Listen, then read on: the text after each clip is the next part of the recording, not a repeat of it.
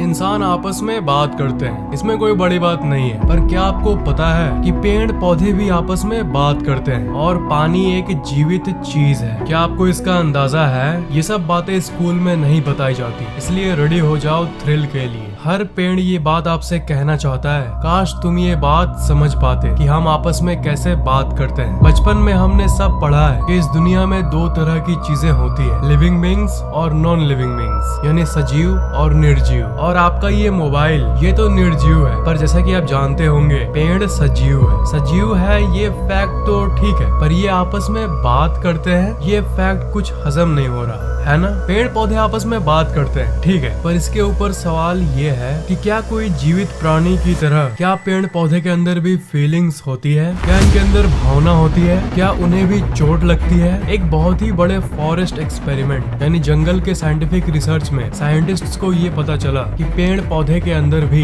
एक बहुत ही आश्चर्यजनक तरीके से सोशल यानी सामाजिक स्किल्स होते हैं। वो आपस में डिस्कशन करते रहते हैं और वो भी हमेशा। जंगल के ऊपर से जब आप गुजरते हो तब पैर के ठीक नीचे लाखों पेड़ों के जड़ों के बीच में बातचीत चल रही होती है और आपको इस फैक्ट का कोई अंदाजा भी नहीं होता। आपको इस बातचीत का एक शब्द भी नहीं सुनाई देता होगा, क्योंकि पेड़ आपस में लैंग्वेज यानी भाषा से बात नहीं करते, बल्कि ये एक चीज के थ्रू बात करते हैं जिसे इलेक्ट्रिकल इम्पल्स कहते हैं। पेड़ के जो रूट्स यानी जड़ होते हैं उसके थ्रू उसके जरिए ये इलेक्ट्रिकल इम्पल्स यानी ये सिग्नल ट्रांसफर होती है। जिस तरह इंटरनेट पे एक कंप्यूटर से दूसरे कंप्यूटर तक इलेक्ट्रिकल सिग्नल जाती है, उसी तरह पेड़ पौधे के बीच में भी एक कनेक्शन होती है। हर पेड़ के नीचे जमीन के अंदर उसकी जड़ एक बहुत ही चौड़े तरीके से फैली होती है। हर पेड़ का जड़ कम से कम जमीन के अंदर उतना तो फैला होता ही है जितनी उस पेड़ की हाइट होती है। जैसे जैसे जड़ बड़ा होता है, एक पेड़ की जड़